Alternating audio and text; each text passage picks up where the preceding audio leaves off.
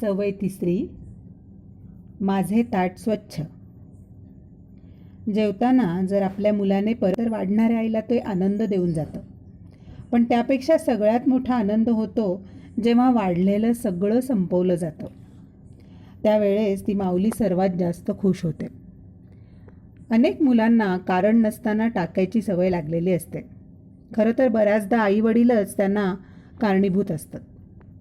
आपल्या मुलांना वाढलेलं सगळं खाऊन टाकायला सांगा, ताट स्वच्छ करायला सांगा, हे पालकांना कळायला हवं. हॉटेलमध्ये गेल्यानंतर बऱ्याच टेबलवर लोक उरलेलं अन्न तसंच सोडून गेलेले दिसतात. तर लग्न कार्यात हमखास हे चित्र पाहायला मिळतं. अनेक जण ऑफिसमध्ये डबे घेऊन जातात आणि हमखास थोडीशी पोळी भाजी त्यात शिल्लक ठेवतात आणि तसंच खरकटं अन्न संध्याकाळी घरी जातं.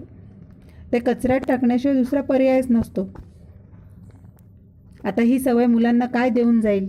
म्हणजे ताट स्वच्छ करण्याची सवय मुलांना काय देऊन जाईल? सर्वप्रथम तुमच्या मुलांच्या मनात अन्नाविषयी आदर निर्माण होईल. अन्न हे पूर्ण ब्रह्म असं का म्हटलं आहे याची त्यांना ओळख व्हायला सुरुवात होईल. स्वतःच्या भुकेची आणि आजूबाजूच्या परिस्थितीविषयीची जागरूकता आपोआप वाढेल. बरं, आता ही सवय कशी लावाल? खरं तर यासाठी फार सोप्या पद्धती आहेत. आपलं मूल किती खातं हे आईवडिलांना माहीत असतं. तो जेवढं खातो त्यापेक्षा कमीच वाढा. स्वतःहून मागितल्याशिवाय त्याला थोडंच वाढा. त्याला हे सांगा की एवढं संपव, मग मी परत वाढते. आणि ज्या वेळेस पहिलं संपवल्याशिवाय पुढील अन्न मिळत नाही हे त्यांच्या लक्षात येईल, त्यावेळेला तो पहिलं संपूनच पुढचं अन्न मागेल. दुसरी सोपी पद्धत म्हणजे तुम्ही जेवणानंतर तुमच्या मुलाला जर स्वीट डिश देणार असाल, आईस्क्रीम देणार असाल, तर सांगा की आज ज्याचं ताट स्वच्छ त्यालाच आईस्क्रीम मिळणार. आज ज्याचं ताट स्वच्छ त्यालाच फ्रूट सॅलड मिळणार.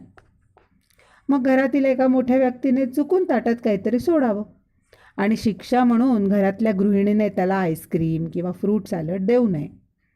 आणि त्यांनी हे मान्य करावं, मी ताटात टाकलं, मला आईस्क्रीम मिळालं नाही, आज माझं चुकलं.